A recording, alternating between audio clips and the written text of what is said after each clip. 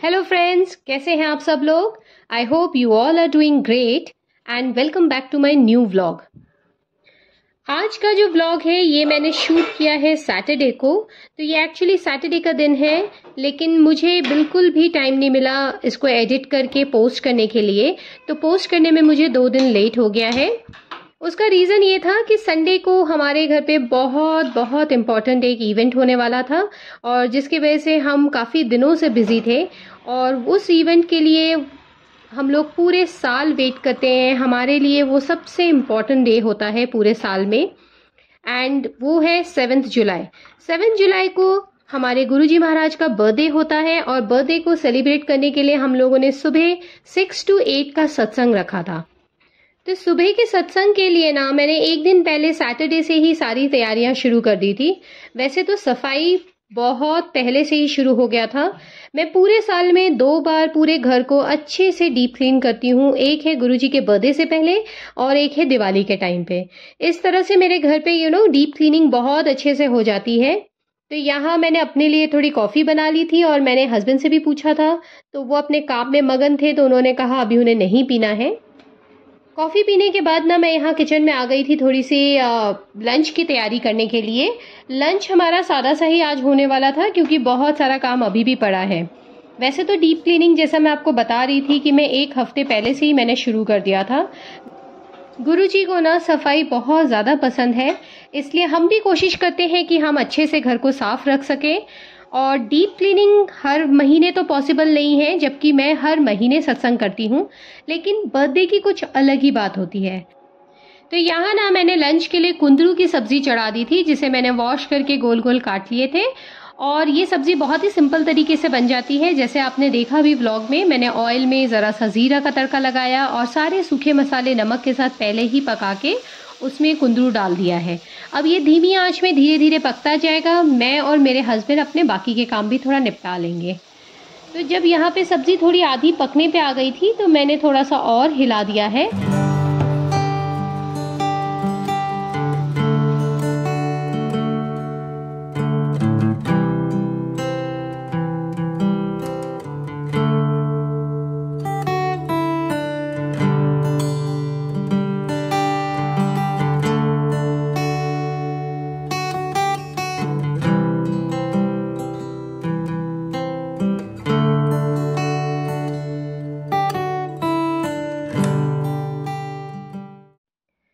यहाँ सब्जी भी ऑलमोस्ट रेडी थी।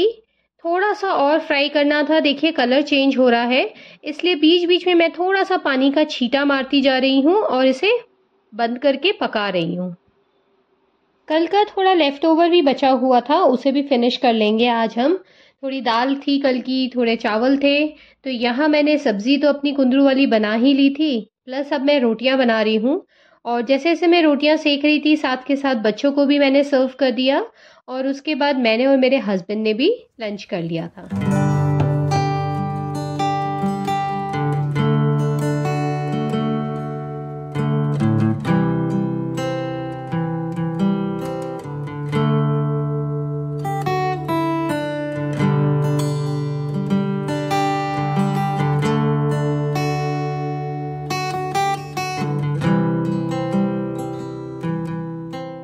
अच्छा जी, लंच हो जाने के बाद हम सब लोग थोड़ा रेस्ट करने चले गए, और अब मैं आई हूँ यहाँ पे दरबार की क्लीनिंग के लिए।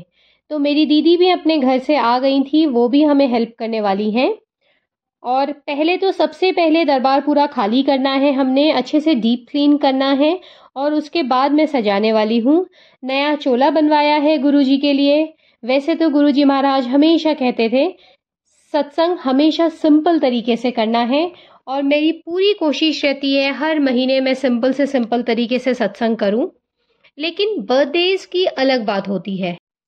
जब हम अपने और अपनों के बर्थडेज के लिए कितनी तैयारियां करते हैं, हफ्तों पहले से प्लानिंग करते हैं, तो इनके लिए हम कैसे ना करें। ये तो सृष्टि के रचयिता हैं, महादेव हैं, देवों के देव हैं। तो मेरे लिए तो बहुत इम्पोर्टेंट था कि मैं आज के दिन सत्संग को बहुत अच्छे से करूं, जबकि हम उनके लिए कुछ भी नहीं कर सकते हैं। हमें पता है कि हमारी ज़िंदगी में जो कुछ हो रहा है ये सब महाराज की देन है, उनकी प्लानिंग है और उनकी ब्लेसिंग है। तो करने कराने वाले तो सब वही हैं, हम सिर्फ उनको शुक्राना कर सकते हैं।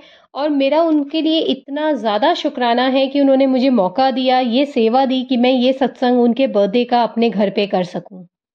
तो यहाँ ना मैं दरबार को सफाई करने आ गई थी।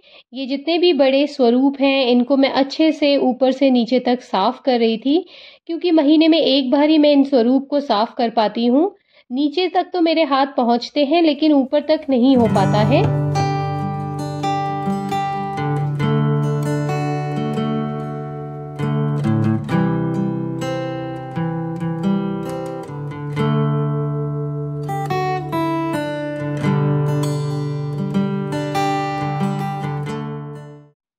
ऊपर का भी ये पूरा डेकोरेशन मैं खुद से ही कर रही थी। मेरे हस्बैंड तो बहुत हंस रहे थे, वो मुझसे कह रहे थे लाओ मैं हेल्प कर देता हूँ, लेकिन ना मैं इतनी एक्साइटेड थी सारा डेकोरेशन करने के लिए, और मुझे लग रहा था सारे काम मैं ही करूँ। मैं समझ सकती हूँ कि ऐसा हम सबके साथ होता होगा कि जिनको हम बहुत दिल से चाहते हैं उनके लिए हर चीज़ करने का बहुत मन करता है। और इतने हफ्तों से इस बर्थडे की तैयारी के लिए, सत्संग की तैयारी के लिए हम लगे हुए हैं, लेकिन यकीन माने जब हम एक्साइटमेंट से और पूरे दिल से कभी किसी के लिए काम करते हैं, अपने गुरु अपने भगवान के लिए कुछ करते हैं ना, तो हमें हफ्तों की जो थकावट होती है वो पता ही नहीं चलती है। मतलब आज पूरा दिन, पूरे हमें 4 घंटे लग गए दरबार को सजाने के लिए, और उसके बावजूद है ना पूरे एक हफ्ते से जो सफाई डीप क्लीनिंग मेरे घर पे हो रही है, मुझे तिनका भर भी नहीं समझ में आया। सभी मिलकर उसी एक्साइटमेंट में, उसी तरीके से आपस में मिलजुल के हम सारा काम कर रहे थे। मैं, मेरे हस्बैंड, मेरी सिस्टर, इवन बच्चों ने भी थोड़ी बहुत सेवा की। अब जब ऊपर का पूरा हमारा हो चुका था तो मैंने नीचे की क्लीनिंग की, और इसी समय मेरे हस्बैंड और मेरा बड़ा बेटा जो है वो फर्नीचर जो ड्राइंग रूम का है उसे भी हटा रहे थे, क्योंकि यहीं पे हमें संगत के लिए भी जगह बनानी थी। हम पूरे मैट्रेसेस बिछा के नीचे बैठने की जगह बनाते हैं।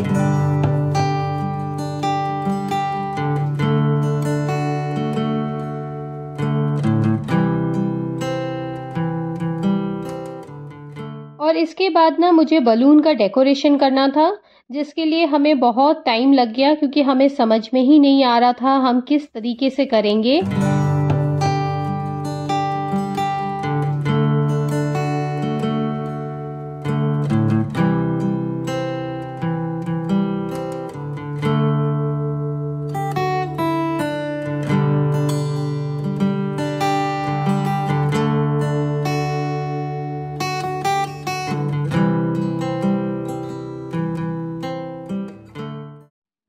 काफ़ी जद्दोजहद के बाद आखिरकार बलून का डेकोरेशन मैं कर पाई, जिसमें पूरा हेल्प जो है मेरी दीदी का था, क्योंकि मुझसे तो हो ही नहीं रहा था।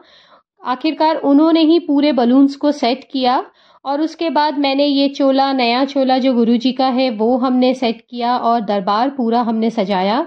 अभी एक संगत आने वाली थी जो फ्लावर्स लेकर आने वाली थी, उनके आने के बाद हमने फ्लावर्स का भी डेकोरेशन किया।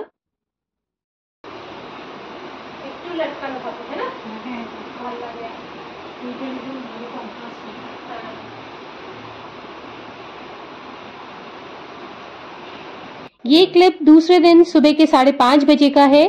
थोड़ी थोड़ी संगत आने लगी थी, और अभी सत्संग शुरू होने में आधा घंटा बाकी था। सत्संग के टाइम पे मैं अपना पूरा वीडियो और फ़ोन बंद कर देती हूँ, जैसे कि महाराज हमसे कहते थे हमेशा फ़ोन बंद रखें। पूरे 2 घंटे शबद बानी हमने चलाई, और प्लेलिस्ट इतना प्यारा था जैसे गुरुजी महाराज ने चुन के ये प्लेलिस्ट बनाया हो। बस 1 मिनट संगत जी, ये गुरुजी का केक एक गुरु संगत ही बना के लाई थी, और एक नहीं वो 3 केक बना के लाई थी, जो बहुत ही ब्यूटीफुल लग रहा था।